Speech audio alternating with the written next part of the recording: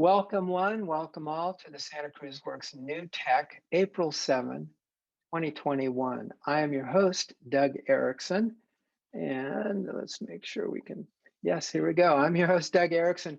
Unfortunately, Amanda couldn't be with us tonight because she got her second shot of COVID and she is really not feeling well. So she'll be well soon and huggable because fully vaccinated.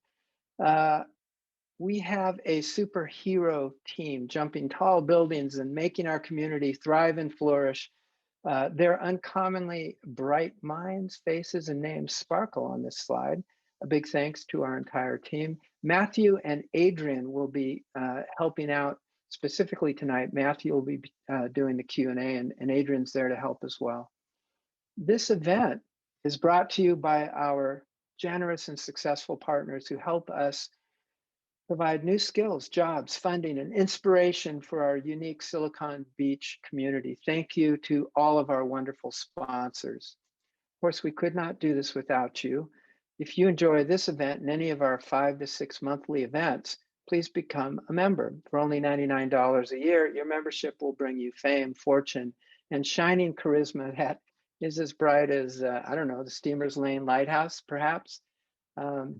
Here's our house rules. You can hear and see us. We cannot hear nor see you. When we do the Q&A, you'll see there's 2 boxes, one's for Q&A, one's for chat. Ask your questions directly of the presenter in the Q&A if you would. It's hard for us to follow the chat, but use the chat to chat amongst yourselves. Be kind and courteous. One other thing, if you would like to answer your question over the air or ask your question over the air, let us know in the Q&A, just put live, and Matthew will unmute your microphone and you may ask your question directly to the presenter. This webinar is being recorded for future viewing. We have a lot of events coming up. On April 14th, a clinic about LinkedIn with Karen Kiefaver, hope I say that right. On the 28th, a flash tour at Cruz Foam, one of the most successful startups now in Santa Cruz. May 5 and 6, we've expanded our annual Green Tech to 2 days because there's so many people talking and are presenting and just fascinating subjects from small actual nuclear plants to solar solutions and wind solutions. It's going to be quite an event. Hope you can make it. We'll have more details in the next week. May 6th, very cool, legendary surf guy, Sean Thompson, will be in a 90-minute session about the code, helping people kind of figure out where they want to go in life and what they want to do. We call that Think Big. It's an amazing event, and we're going to open that up pretty soon too, so stay tuned. On May 6th, MBEP, and Haley may have more to say about this, has their, I think it's the 7th annual 2021 Regional Economic Summit. You won't want to miss that. If you are a Santa Cruz Works member, you get a pretty heavy discount to join. Or again, Haley may tell us a little bit more about that in a bit. And then on May 7th, the IIED Startup Challenge, final round. That's going to be quite exciting as we see who wins this year, what teams win. And we now have Andrea to tell us about a Hacking for Oceans. Andrea, do you want to unmute and open your video, please? Yes, hi everyone. So my name is Andrea Carafa. I'm a Blackstone Launchpad Entrepreneur in Residence and lecturer at UCSC.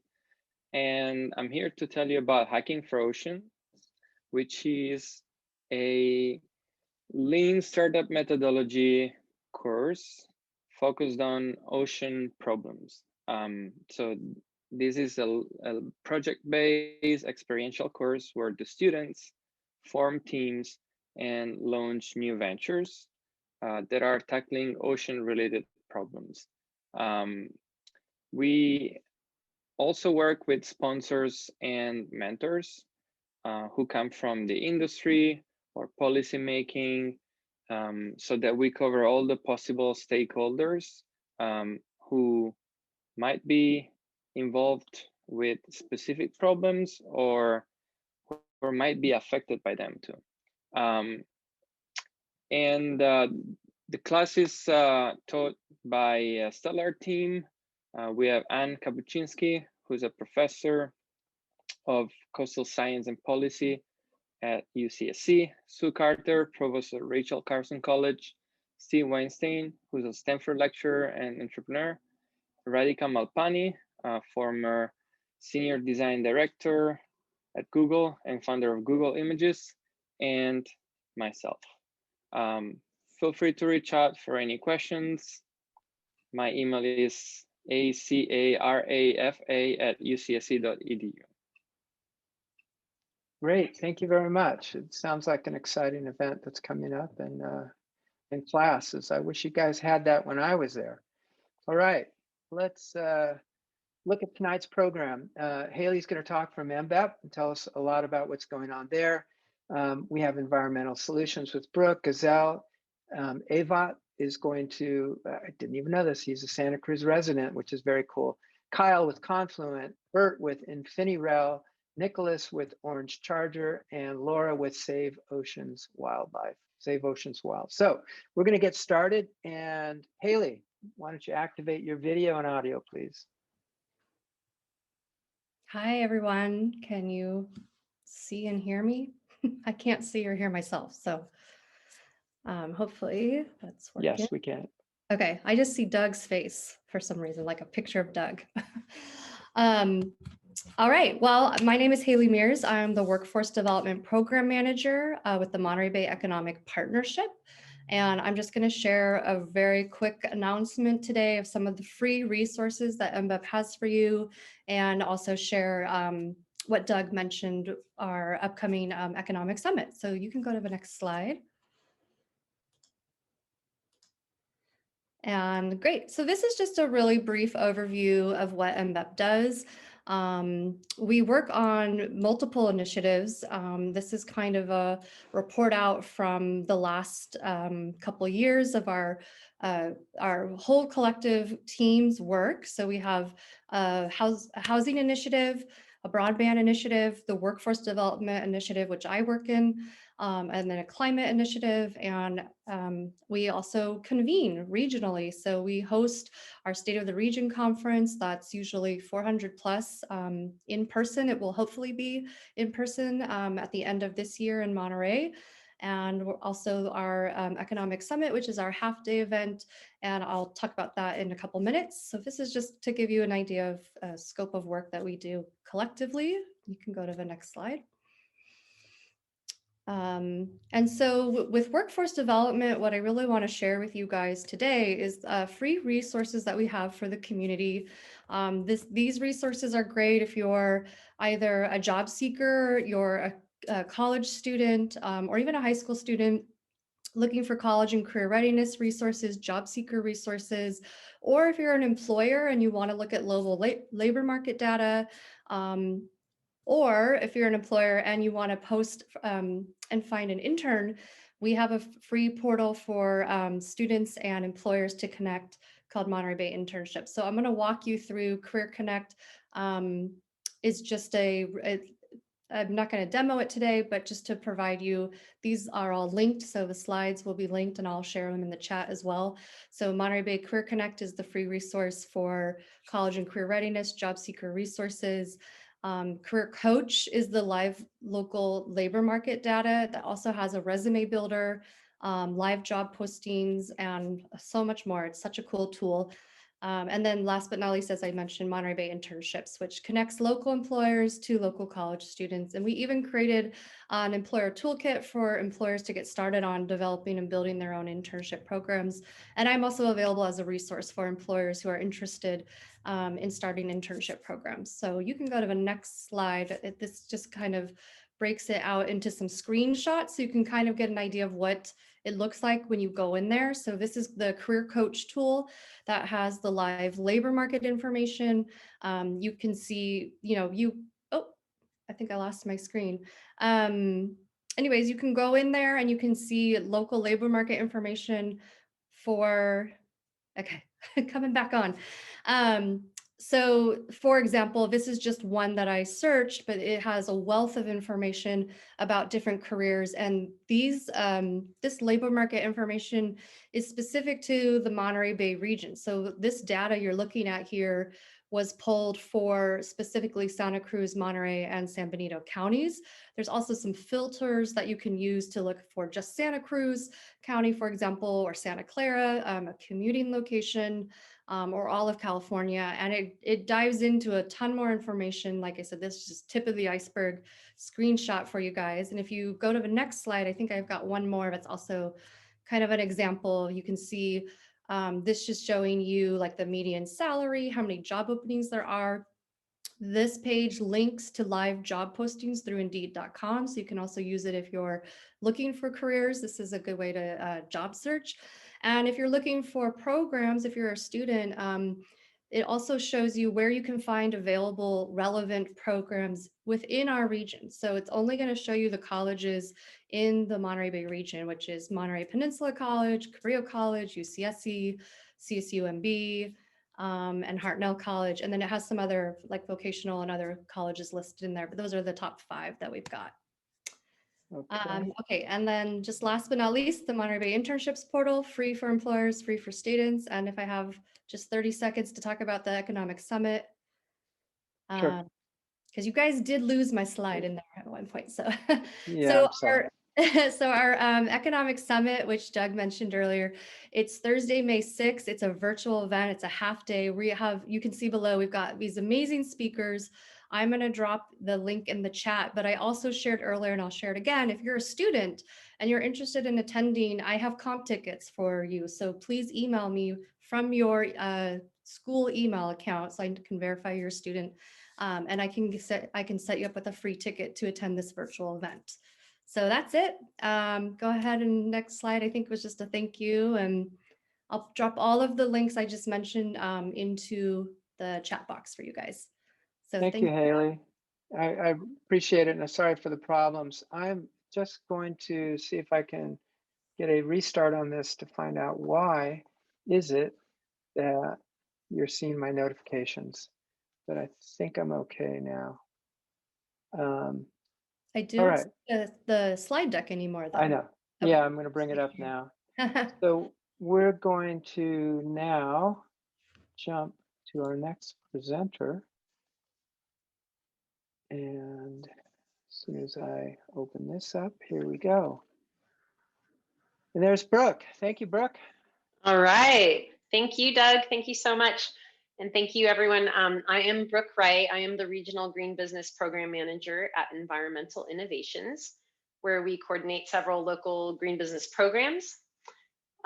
We also manage the statewide nonprofit, the California Green Business Network, which now supplies licenses to our database, Green Biz Tracker, and to our consumer-facing app to other state programs across the country. Next slide, please. I just wanted to give you a sense of the landscape. I'm sure people are aware there's so many certifications out there, and we just wanted to make the point that there's a lot of them that are really great, and we work in collaboration with a lot of those, and there are also some that are not so great and don't have data verification. They're very self-certification based and pledge based. And so one of the distinctions about green business is that we do a little bit more than that. Oh, and I should mention, as Haley mentioned about MBEP services, our services are free for businesses. So keep that in mind too. Next slide, please. I just also wanted to point out there's some that we work in partnership with. So if a business does our program, they will also be learning about some of these other certifications that are out there that we vetted and feel really strongly about. And one of the things about our database is that we collect verifications there that also apply to these other certifications. So it can end up being a really good hub for a business doing our program to also manage and coordinate all of their sustainability efforts and records in one place. Next slide, please. So as I mentioned, we license our database out to other states.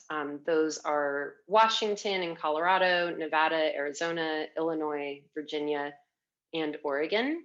And that's as part of the being part of the Green Business Engagement National Network. And in that network, there are about 13,000 businesses that have been certified using our platform, which is managed right here in Santa Cruz. Next slide, please. I wanted to give anybody on this at this event just a couple of different ideas of things that you can do to get your business on track with some sustainability efforts. These are part of our Green Business Program, but I just think that they're helpful to know about. And I put that link there, coolclimate.org.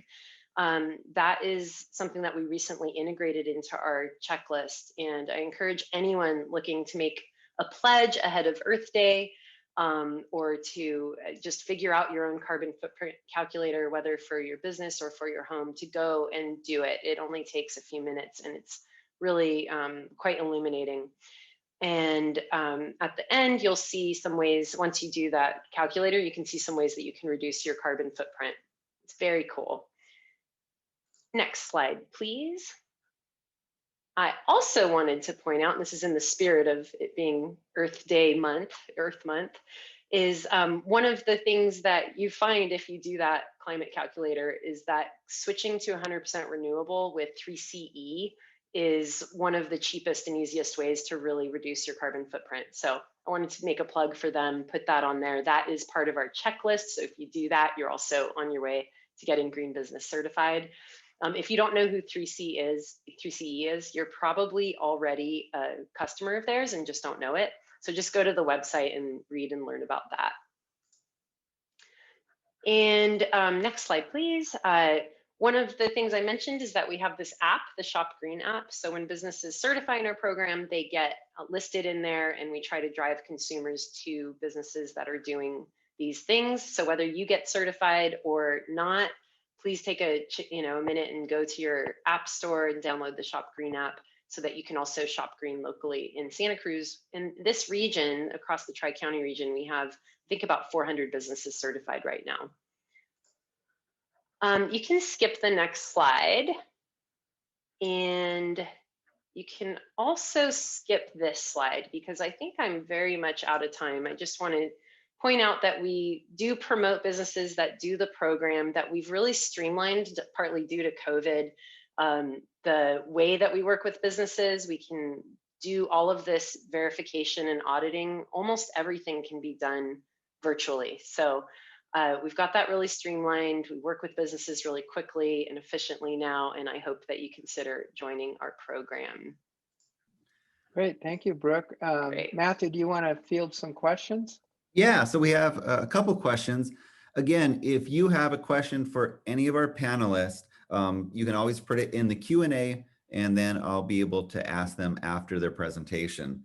So a couple questions that were fielded to me earlier. What size of businesses qualify for your program? Can you be a small business, like a mom and pop business, and be a part of the program? Yeah, in fact, that's the value proposition of our program initially, is that businesses that are really large, they can hire their own staff and resources to figure out sustainability. But the program is funded by the state and the local cities and counties because small mom and pop shops deserve to know the best around sustainability and have those resources too. So yes, absolutely. Even a one-man home office show can also get certified. You were a step in front of me. I was just going to ask that. So thank you. Yeah. There was one of your slides you mentioned, or it was listed, the certification process. Can you get like a really brief, like 30-second version of how that process works? Totally. Basically, you enroll for free at greenbusinessca.org. It takes about 5 minutes or maybe 2 minutes.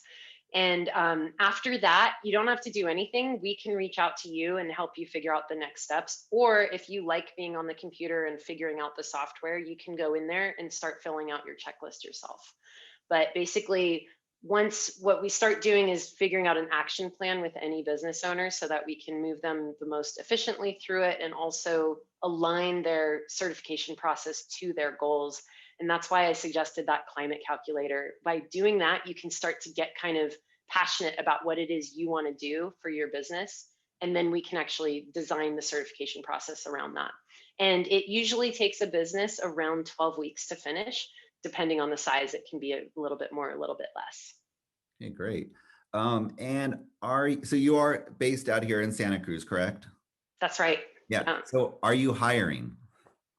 Yes, and that actually was one of the slides I skipped. I don't know Perfect. if it's possible to show, but so we have a position. If you know what PHP/YII2 means, you're hired. Okay. So. I've heard of it. I don't know, so I don't qualify, but I know somebody in our audience is. Okay, great.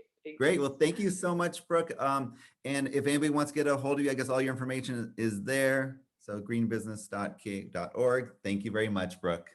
Thank you. Thank you, Brooke. And moving right along.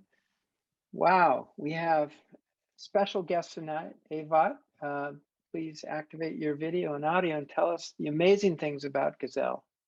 By the way, my wife is an owner of a Gazelle bike, loves it. Did I have to do that in order to be the presenter tonight? Thank you, Doug. Yeah, you can go to the next slide. I'm Ewout van Leeuwen, Ewout, whatever. I'll try to respond to that name. I'm the general manager at Gazelle North America, and we set up a company here in the US about 4 years ago. Right in front of you, you see a nice picture of our headquarters in the Netherlands, an hour east of Amsterdam. And we can go to the next slide because this building is from 1892. That is when our company was founded, and it started off with a two-man show, one person delivering mail, and the other person happened to be able to make bicycles. And they started working together. And before you knew it, they had a company. And the company has been around for over 125 years now. And really, really quick, its history. In 1937, we produced our first electric bike in partnership with Philips. And in 2005, we started producing, well, let's say the second wave of electric bikes. And in 2015, we completely overhauled our production facility back in the Netherlands. And in 2017, we established headquarters in the US.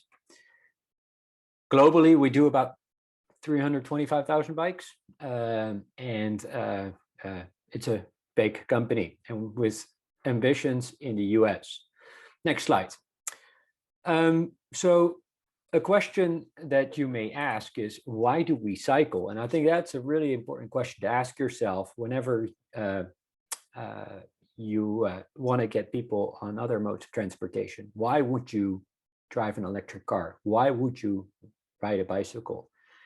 And by looking at where our brand, Gazelle, is from, in the Netherlands, we can answer a couple of those questions because in the Netherlands, as some of you may know, a lot of people ride bicycles. And of course, all the superlatives are true. There is already infrastructure. The land is flat. The distances are small. That's all true, but there's a higher philosophy behind it. And Gazelle, as a brand that's been around for 125 years, has been very much, let's say, ingrained in that culture and actually pushed that culture forward as a market leader. Next slide. So a couple of things one could bring up. Riding your bicycle gives someone who is very young freedom to move around, freedom to be independent, freedom to go to their football club, soccer, go and visit their friends, or even ride to school. And we believe that there's a strong correlation between the Children Happiness Index and cycling.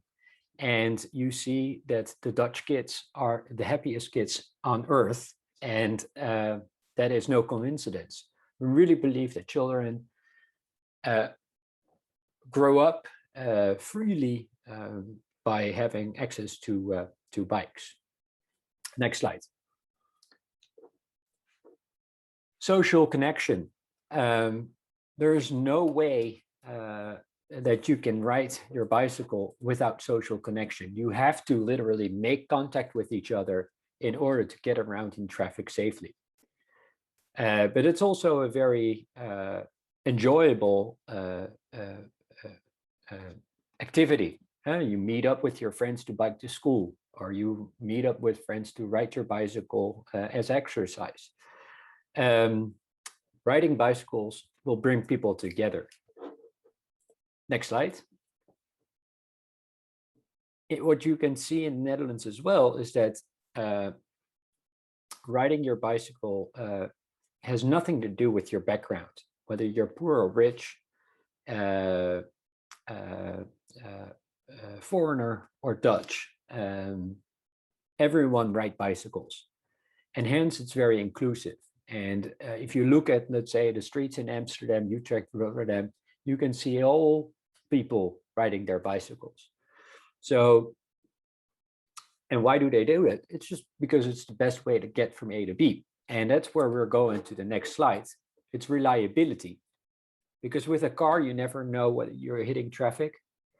With a bus, you never know whether the bus comes in time. Train, likewise. But with a bicycle, it might take a little bit longer sometimes, but it's very reliable to bring you from A to B at a specific time. And as you can see in the background, you see incredible infrastructure. And that's been built over the last years in the Netherlands. And that's what you go to the next slide. Architecture and infrastructure.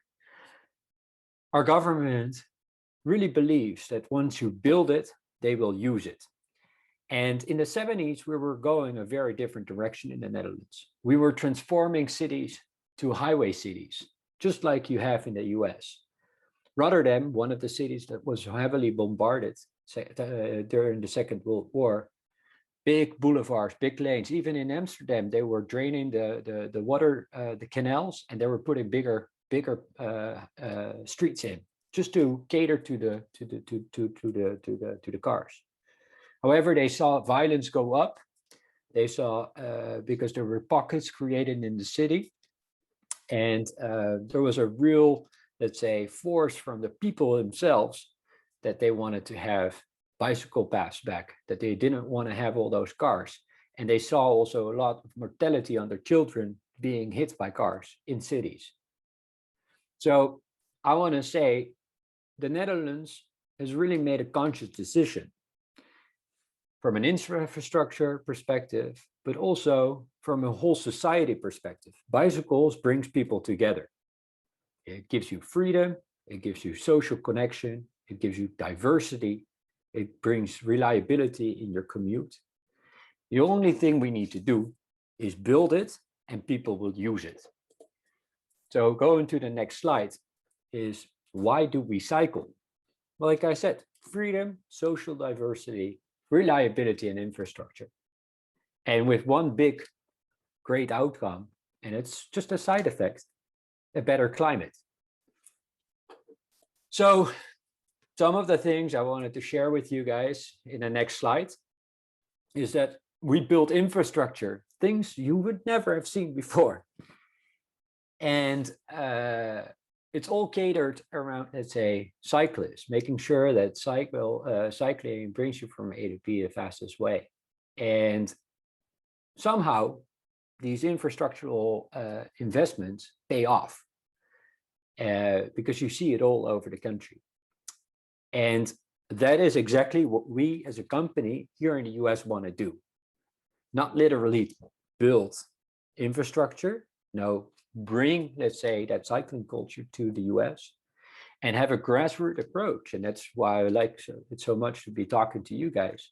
Have a grassroots approach of, let's say, provoking in your local municipalities that we want cycling infrastructure, that you want to use your bicycle. And especially now that bicycles are electric, no hill is high enough. Some stats in the next slide. What we see happening in the Netherlands, 52% of the bike sales are electric. The average commute is 1,000 kilometers a year. That is 600 miles.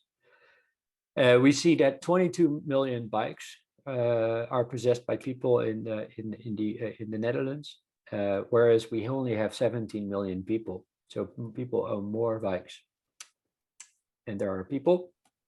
And half of the train rides start with a bike ride. And I want to ask everyone, consider riding a bicycle. Go look to and go to a bike shop. Give it a try. You don't have to buy a Gazelle, not at all, but it's a lot of fun. So how can you help us? By joining our team. We have some vacancies. We're looking for sales positions. We're looking for marketing positions. And if we don't, in a week from now, we will be looking in a couple months from now again, because our team is growing really rapidly, and the company is growing really rapidly as well. We have a headquarters here in Santa Cruz, and we have a team of about 20 people, and they're all very cool. I'll second that. I've been to your facility there, and it's wonderful. It's in the Wrigley Building, and you know, I've met Tina, and if there any of the rest of your team is like Tina, they're awesome. So we have time for about 2 minutes of questions. Matthew, do you want to? Yeah. First of all, are those jobs that you mentioned, are they here in Santa Cruz? Yes, both jobs are here in Santa Cruz. Great. Okay, so I have one question from Bill here. He says, I've never been on an e-bike before. Suggestions for starting, can I test drive first? Absolutely. And we have a couple of bike shops here in town, and Current e-bikes is one of the better shops here in town that has demos. And so give it a try and get yourself acquainted with an e-bike. Great. You got to be careful though, because once you try it, you'll buy it. Okay, so be prepared and warned. Thank you. Yeah, be prepared. In a good way. So you were talking about infrastructure and, you know, about you would like to get the grassroots effort here in the US.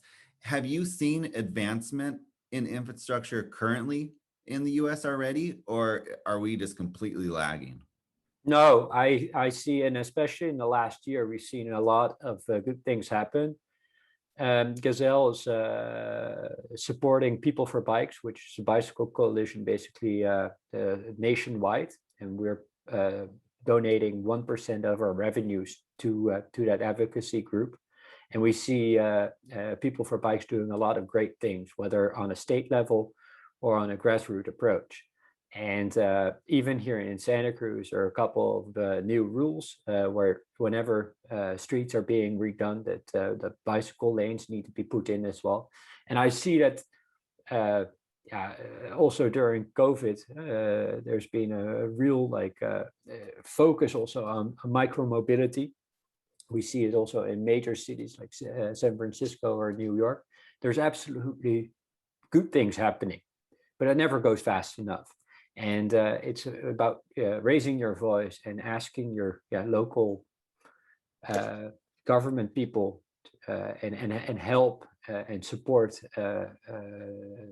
that push forward for better infrastructure and safer communities. Great. Well, we have a bunch of other questions. If you get a chance to go in the chat, I see there's questions about engineering jobs here, where they manufacture. So if you can jump in there and answer those questions, that would be great. Yeah. And Evat, the bikes that are on the displayed here on the slide, these are the ones that Wired Magazine named as like the best e-bike ever, right? Yeah, absolutely. Yeah, not a bad mention at all. Yeah, and just to answer that question real quick, all our bikes are assembled and manufactured in the Netherlands, and that's been a very conscious decision by our company. We're family owned, and yeah, we've been building our bikes in the last 125 years in that facility. Why move that? And any business case would say maybe we move it to China or Taiwan, make it cheaper, but we've decided to stay close to our heritage and our community where we grew the brand. Wonderful. Thank you so much. Again, as I'll second what Ivat said. You try one, you're going to end up buying it. They're just really improve your life, everything you do in Santa Cruz, and with the new Biden-Harris infrastructure, hopeful bill that goes through and funding, we could really see some incredible improvements around here. Okay, well, we're going to go on to the next speaker, Confuluent. I believe it's Bert. Kyle, sorry. Thank you, Doug. Great job, Brooke and Uwode. Very much inspired me to go fix the bike that's hanging around in my garage for about a year now. Thanks for joining us, everybody. My name is Kyle Clark. I'm an enterprise or outbound SDR at Sales Development Rep at Confuluent, which is based over in Mountain View. I've been living here on and off in Santa Cruz for about 7 years now, 2 of which nearly have been with Confuluent. I started on the inbound team and moved to outbound, which means that at any point in time, I'm supporting between 5 to 8 senior sales reps. I reach out to key prospects from key accounts of theirs and set up meetings via LinkedIn, outreach, phone calls with the 3 of us, eventually a solutions engineer who does the selling and gets us new customers. Confuluent itself has been around for about as long as I've been in Santa Cruz. It was originally born at LinkedIn by 3 developers who were trying to solve the massive increase in scale of user activity on the website. They came up with the original software, which is called Kafka, and promptly donated it to the Apache Foundation, which is a nonprofit, meaning totally free. You can go download it today after this. It's homework if you get bored and want to be confused for a while. One of those 3 developers is the acting CEO. His name is Jay Krebs. He's also a banana slug with a degree from right here in Santa Cruz. So sometimes I like to pretend that right here is where it all started. Next slide. His main idea was that data in motion is more valuable than data at rest. And with the proliferation of Kafka across the world over the years, we've seen the creation of a new category of software interaction, which has been come to be known as event streaming. Next slide. In the beginning, there was a kind of batch, weekly, daily, if you're lucky, hourly process of taking all your data and shoving it into a database for storage. It was accompanied soon by a kind of point and shoot method of connecting all of the producers and the consumers of that data in real time. The problem being that it was transient and impossible to scale. Kafka really was born as the best of both worlds, combining all the positive advantages of both. We like to joke that the invention of fire and the wheel was followed by Kafka. Confuluent is the enterprise distribution of Kafka, much in the same way that Red Hat works to Linux. We can come to companies who are already using Kafka, which is most of them for the most part, and offer our expertise as well as additional tooling and IP to make it more successful for mission critical use cases. Next slide. Without Kafka, this is what we call the spaghetti diagram. You've got your storage layers duplicated across all your lines of businesses because the database companies want to make money. And if you aren't intimately familiar with this diagram, which is usually 5 to 10 people across the whole company, it's very unlikely that you'll be able to get the right data at the right time. Next slide. The solution being to put event streaming at the heart of the architecture. It's what we call a central nervous system. Everything that's producing and consuming data plugs in one time to Kafka. And not only does that simplify the ease of and timeliness of access to data, it also unlocks the potential for what we call contextual event streaming applications, of which the purposes are varied. Next slide. I like to use transportation as an example, just because it's where I find myself operating most of the time for one reason or another. In the old days, if you wanted to get to San Jose, you would call a taxi and he would say, it'll take an hour and it'll cost you $50. Nowadays, what the cool kids are doing, what the Ubers and the Lyfts, slowly the BARTs and the Caltrans are doing, is taking the live feeds, not only from the GPS of all of the drivers in your area, but their profile, their picture, their reviews, as well as the weather information, the Waze, the traffic reports, Google Maps, everything. And they put it in your phone right away. And Uber was really the one who set the bar for globally for personalized customer experiences. Next slide. But it doesn't have to be a car. It can be anything. It could be a sale, swipe of a credit card, shipment, signing in to anything. We are starting to transition away from data points and just thinking in terms of events that happen in order. And by treating everything as data in motion, you really, like I said, have set the bar for rich customer experiences and backend operations, depending on if you're in the front or the back of the house. Next slide. And today, it really is industry irrelevant. We talk to people from every industry. If you go watch Harry Potter on Netflix and it tells you to go watch Lord of the Rings, that's Kafka saying, this is what you've been liking, and this is what everybody else is liking. If you go to China and swipe your credit card and get an email saying, why are you on vacation and are you wearing a mask? That's Kafka telling Wells Fargo that you are not at the Whole Foods that you've been swiping your credit card at for the past 6 years. It'll trigger an Ansible playbook that sends you an email to confirm your identity. It could be an IoT Bluetooth sensor coming off a machine to tell you that it's getting too hot. It's really across the board. I like to use Nike as an example. Real-time inventory. If you go online and you Google Nike SBs near me and you see 4 available at the store 2.5 miles away, that's Kafka telling you that they are updating their inventory in real time. And you can see the people who have Kafka and don't by just Googling inventory, and the real-time inventories for the most part are running off Kafka. And that's about it. Kind of tried to make it as simple as possible. We are hiring like crazy. I've been lucky enough to join a team that has 3x in the past 2 years across all positions, HR, sales, development. Happy to do what I can following this if you're looking for work.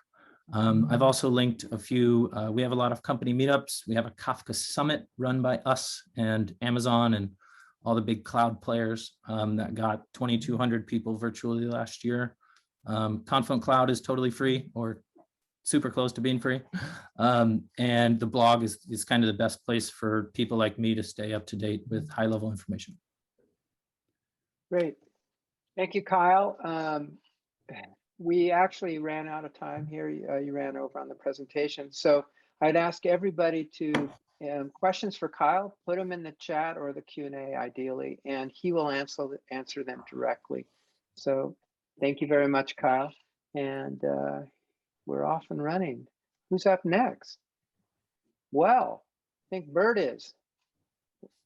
Bert, Yes, good evening. So thank you, Doug, for hosting, and also thanks for Ewood for actually making some very good points where I can connect very well to keyword reliability was on one of his slides, transportation, and the other one is electric vehicles. I'm Bert Wank, and I founded InfiniRel with the mission of making energy reliable and because of that affordable. That becomes more and more important as there's two. If you advance the slide one to the next one, the mega trends that we're observing is not only that California is leading with renewables in the nation, and it's getting better, we think, because it's getting cheaper. But there's also what we call electrification 2.0, where instead of IP on everything, it's electricity is just everywhere. Everything is running on motors with electricity. Our gas stove's going to be replaced. And then we've got the second mega trend, which is the autonomous vehicles, tying into the electric vehicles. And of course, there got to be a charging infrastructure. So besides the solar and wind, and then we've got autonomous drones also. What do they all have in common is electronics. They all rely on power electronics, with the Achilles heel of the system. Next slide, please. So the issue that comes when they fail is you don't have a squealing engine belt or bearing that makes noise to tell you days or months ahead that you need to replace things. Electronic fails so fast, you're stuck. And we've experienced that probably personally in our vehicles. But now if we move to electric vehicles, the threat is getting bigger. It's getting even bigger when we have an autonomous truck possibly rear-ending because of a power electronics failure in the drivetrain. So there are threats coming up that we want to tackle head on. At the first one, if you advance to the next slide, is that we're looking at the solar industry. We've been doubling year over years. We're going to double the entire capacity we have today in 5 years, which took 20 years. And with that, there is one little problem. It's the electronics. It's called the inverter, the heart piece that fails. And it fails randomly. It fails way too many times than it should. And that causes a lot of stress in the industry. It wipes out companies that went bankrupt because of warranty replacements. And so we want to make sure that this electronic piece that connects the energy storage system to the solar panels, to the wind, to the vehicles is reliable. Please proceed with the next slide. The solution for that actually attaches to what Kyle rightfully said, the right data at the right time. So we have developed an analysis system measuring our own heartbeat of that electronics that we then marry with the intelligence in the cloud as our wonderful host, but we make it super, super fast so we can react timely enough. Our technology has actually issued patents in the US and Europe, the key markets of us. And so that heartbeat becomes critical for the future of our electrification industry. It's a market that today is already $1 billion. If we just look at solar inverters alone, it's going to be a very big issue. Please proceed to the next slide. So for a customer, all this complexity means, is it good, bad, or ugly, like a traffic light. So, and similarly, like you go into the doctor with the annual checkup, our clients go to the plant to do an annual checkup, and if there's no problem, fine, you just come back next year. If there is an indication of a health issue, okay, now we bring on a continuous monitoring approach where we have sunrise to sunset total supervision to be completely predictive and prescriptive and react before actually the failure happens. Our customer sees a dashboard, very simple, saying, what is my risk? What are the units in my field that need to attend to now? And of course, there's a financial gain to be had, which please proceed to the next. This energy cardiograph, as we call it, because it's really like measuring the heartbeat, is buying time. It's buying uptime, and that means more solar and wind production, but it means it saves our clients money, which eventually benefits us all. And we offer this as reliability as a service. And we're picking solar because that problem in solar has been the biggest today. So we want to tackle that first. Please proceed to the next.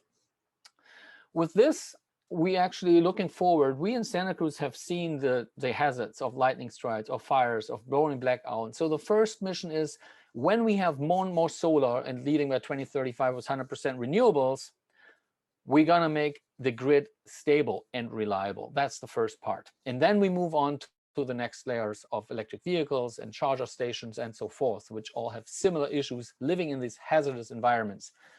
We have now the opportunity for embedded power electronics engineers and DevOps in cloud to actually join our team. And we actually start also our crowdfunding campaign to get this mission on the road.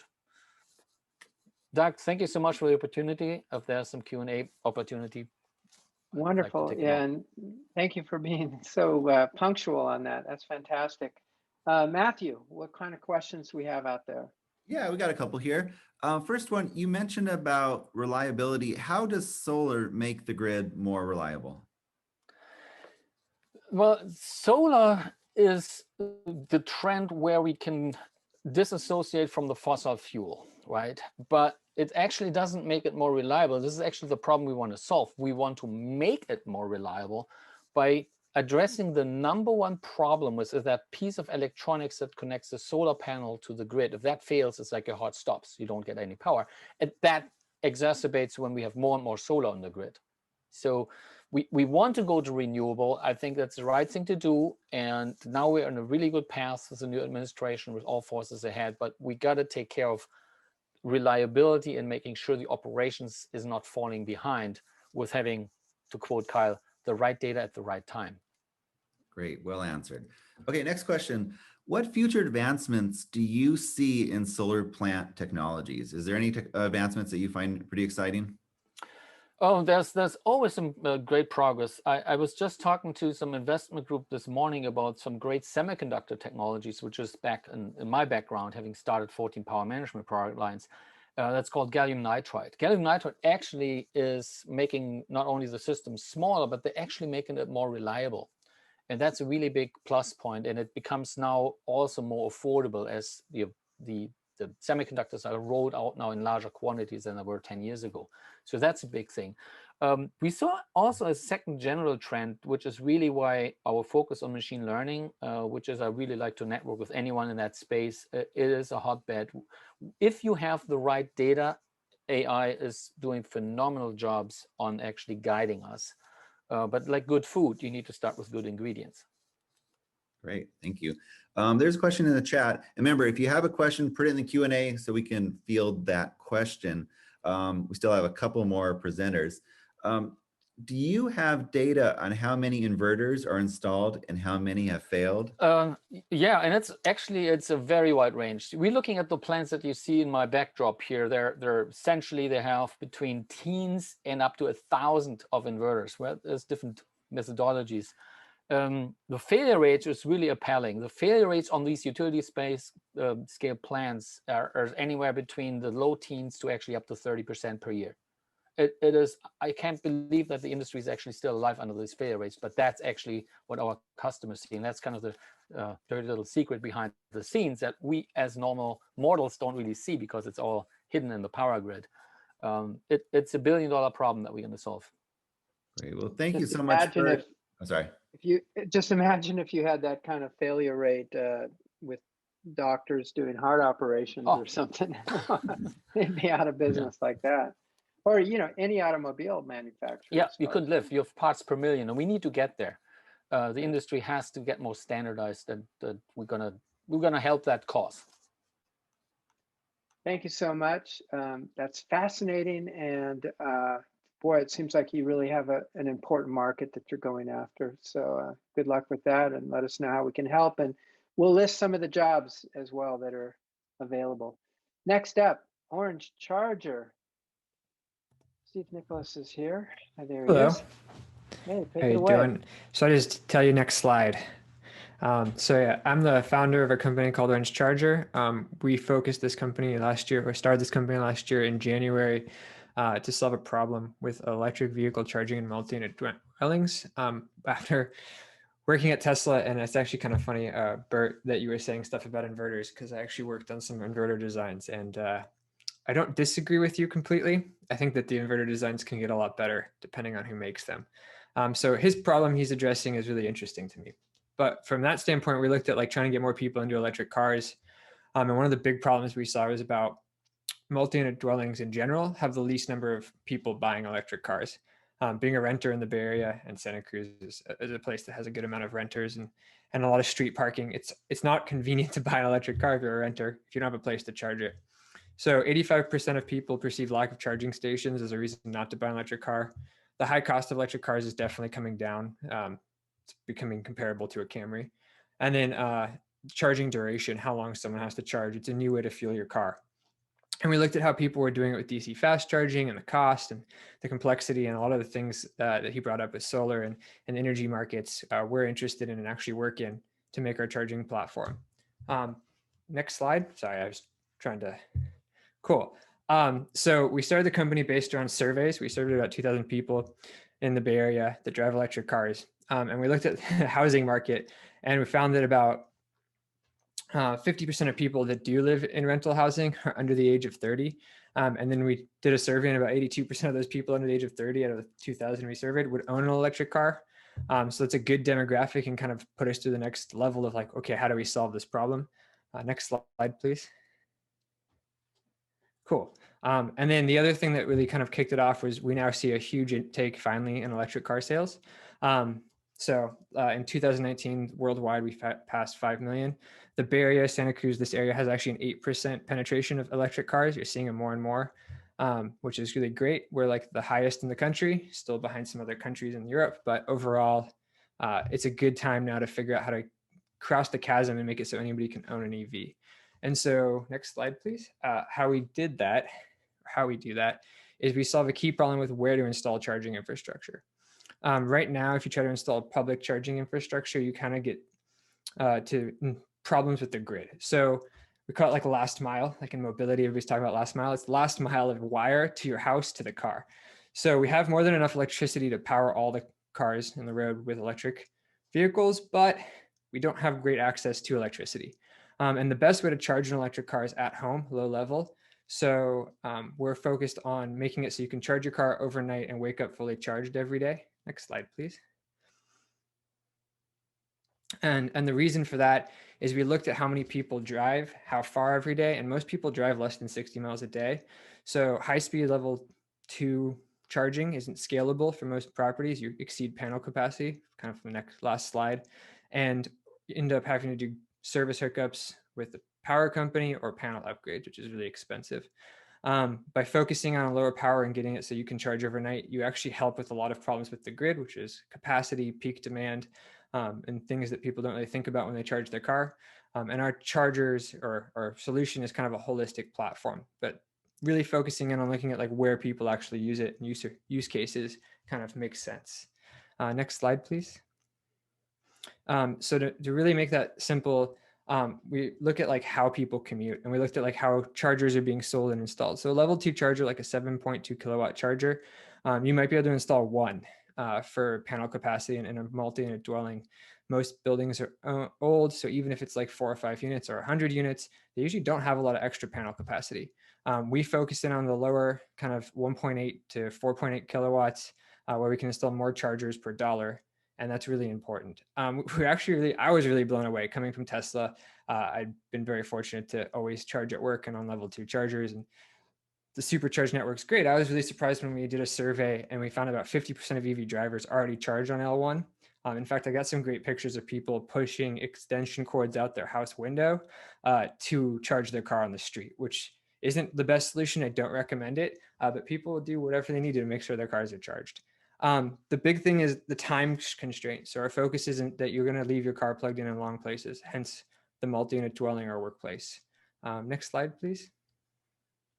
And so the value to this is a cost benefit, both the property owners and EV owners. So our chargers come in. So we did like this is kind of a confusing, but we looked at like installing 60 units or 50 parking spaces with chargers and the cost of construction, and compared it to other things like window HVAC, like a property owner would normally install or upgrade. We came in about $4,000 less than other chargers in most cases because of our solution and how we're able to do it. That's really the whole point of this slide, is just the cost comparison. Probably not the most interesting. So next slide. It's more about how we do it. So we focus on low level, like an outlet pretty much is our product. So level 1 and level 2 is what people call them. To us, it's access to electricity. It allows us to scale. And then we have a back end that does payment. So the key to this is multi-unit dwellings usually have a circuit that's paid for by the property owner, shared unit. We tap into that, monitor each user and the energy consumed, kind of like people do with scooters. Start a scooter session, start a charge session with a QR code, and you pay for the energy that you consume. We reimburse the property owner. The upside of this is that you get cheaper rates than if you DC fast charge. So that's one huge one. If you're paying 30 cents, now you're paying 15 cents or 10 cents at night until you wake up fully charged. So although it's slower, and then for a property owner, the cost to install is significantly less. So like I said before, where you could offer one charger, we can offer four, or 4 spots to charge. So it's much more scalable. Next slide, please. So this is actually our product. A little bit of background on the company. So we did start a year ago. We're actually passing UL certification right now, and we're working with Silicon Valley Clean Energy and Peninsula Clean Energy to do pilots. So once we pass that UL certification, we have about 100 of these. They're going to get installed at a few properties here in the Bay Area. And the product itself is an outlet that anybody can plug into. A giant misconception in the EV charging world is that the chargers are on the wall or at a stall, and in reality, they're in your car. Unless you're DC fast charging, you literally just need access to AC power, then goes into a charger that's in your car. And so you already paid for it all. So why pay a bunch of money for something that goes on a wall when all you need to do is plug in? Each one of these is connected with cellular. They're 20 amp capable, so a little more power than your average wall outlet. And they have a bunch of safety features in them, as well as like notifications built into the software. It's got an energy grade current meter in it that meets the California Department of Food and Agriculture, because they're now monitoring electricity usage for charging. And this makes it so we can basically match the time you use it to the cost of the electricity paid for, and then reimburse the property owner. Our business model is we take a small cut of that. Next slide, please. So yeah, that's pretty much this gist of where we are right now at Orange Charger. The idea is to make it so more people can charge their cars overnight wherever they live. Hopefully get to use more clean energy and have better air quality because of it. Next slide. Kind of my pitch here is we're growing. So I'm looking for anyone who's got an engineering background, software or hardware, as well as sales.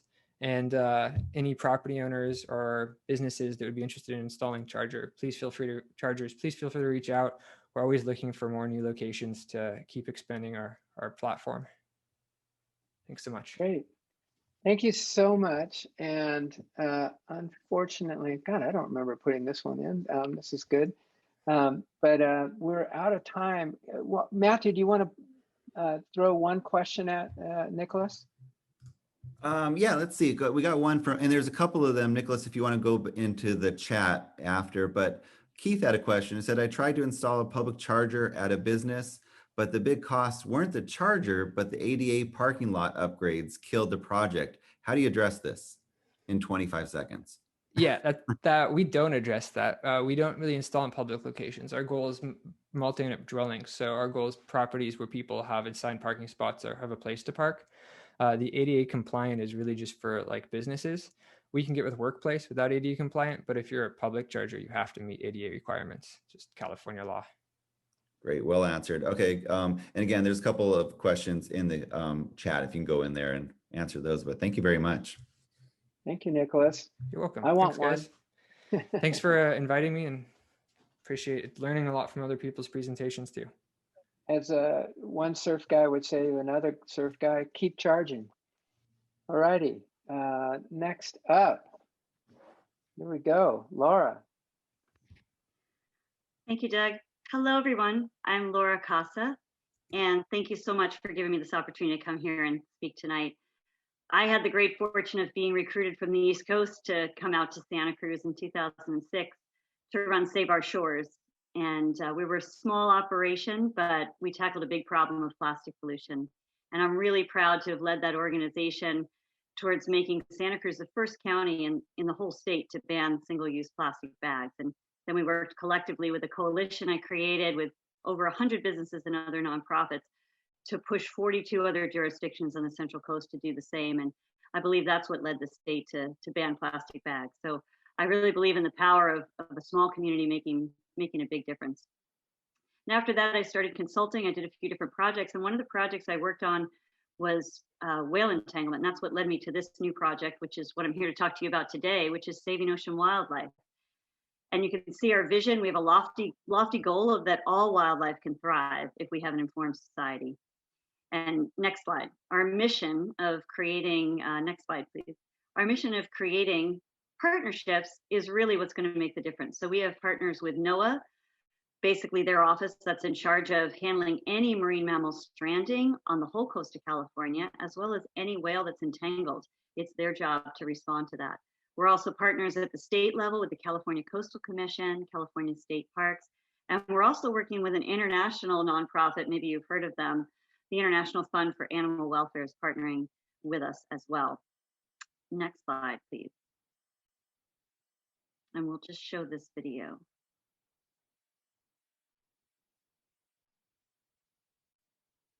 Might be in the bottom left, Doug.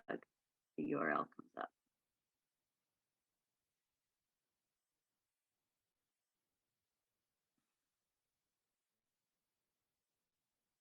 I'm sorry, I don't know why this isn't playing. It was If you put the when we. Yeah. When I did it, I put the cursor all the way in the bottom left corner where some of those other icons are, and a URL popped up.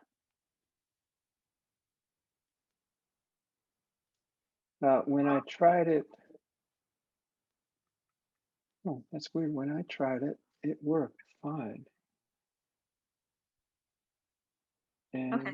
it did, anyway, There you go. there we go. Can't hear anything. That's okay. Yeah, there's no volume on this one.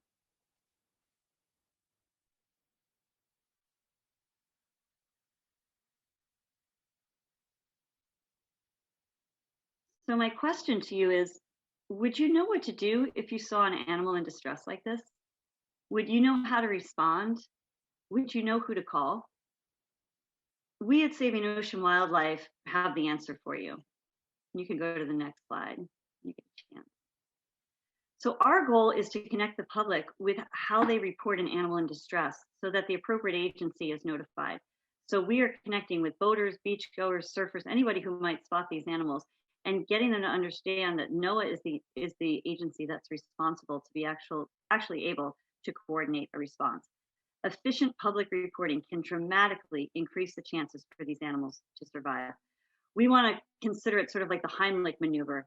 It's something that everybody needs to know in case of emergency. You hope you never have to use it, but we want everybody to know how to effectively report. And next slide, please.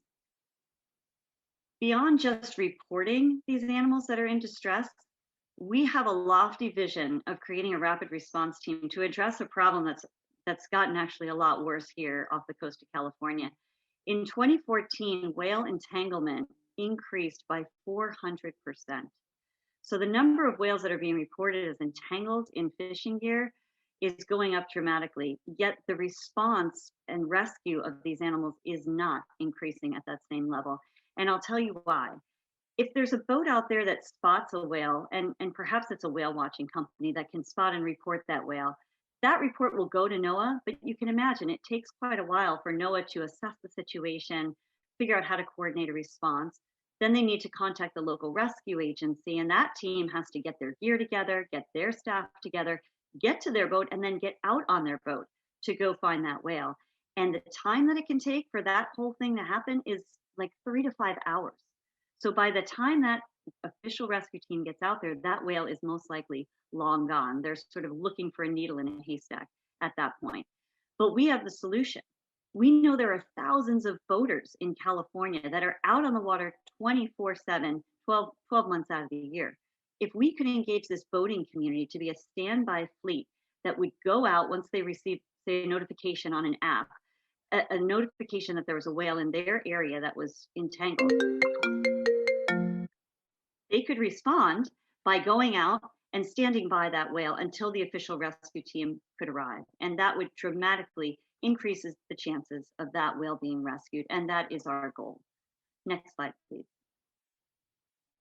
Here we go with another video. Hopefully that will play.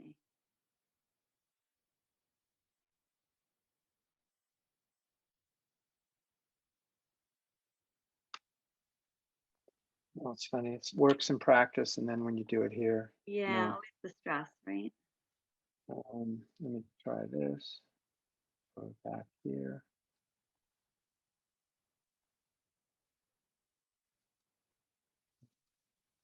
This is just the strangest thing.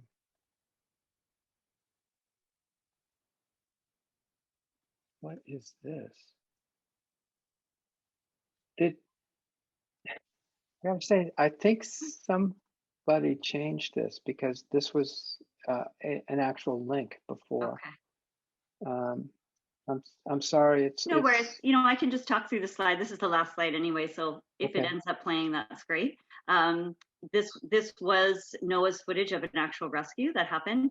So my point in saying that is, you know, the community is the bridge. A rescue is no good if NOAA never finds out that there's an animal that's in need of being rescued. And I just wanted to say that it's not just the folks here in that small boat that are the heroes. It's really that community that's making the difference in the lives of these animals. So at Saving Ocean Wildlife, we've spent the last year bridging that gap to bring the community in to make this possible. We've created a website with the reporting tools. We've presented to reps from 50 different yacht clubs. We've conducted in-person voter outreach events through our dock walking program. And we've established this phenomenal partnership with the state of California Boating and Waterways Division. And they've given us all the contact information for every marina, every yacht club, and thousands of individual boaters throughout the state. So we've got our connections to make this outreach happen. We've got a solid team of volunteers that have gotten us to this point. And now we want to launch this to be something that starts here in California, but can be taken throughout the country and globally. So what we need now is we need funding to pay the staff to run this. And we could use some guidance from technical experts as to how to consider even better ways to handle the reporting and the responding to these animals in distress. So we're looking for strong partners who want to help us increase our visibility and help take this to the next level to make a huge impact. So we hope that you will join the team that is Saving Ocean Wildlife, because I believe that together we can save these animals. Thanks so much for letting me be here and present this tonight. Thank you, Laura. Let's see if we've got some questions here. Yeah, Matthew. one question, and you kind of covered it at the end, but you know, we watch these presentations and we see what the amazing work that you're doing on this, you know, on this Zoom, and also for people that watch it later on. But what is like one thing that every one of us could do to help you with, you know, with your mission? Like, is there something that everyone, you know, right after this is over, what should we be doing? Just go and like our Facebook page. That is a huge thing. We're brand new. We started during COVID, which is the worst time to start a nonprofit. And our name, Saving Ocean Wildlife, is brand new, so nobody knows us. I have a reputation in Santa Cruz for running this organization for 10 years, which is great. But if somebody just sees Saving Ocean Wildlife, you know, they have no idea if I just put a sign outside my front door and created an organization. So if any of you believe in this cause, believe in me, talk to Doug. He can vouch for me that I know how to run nonprofits and make a difference for the ocean.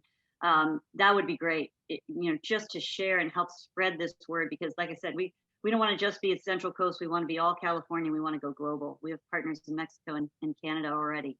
So thank you for helping us get the word out.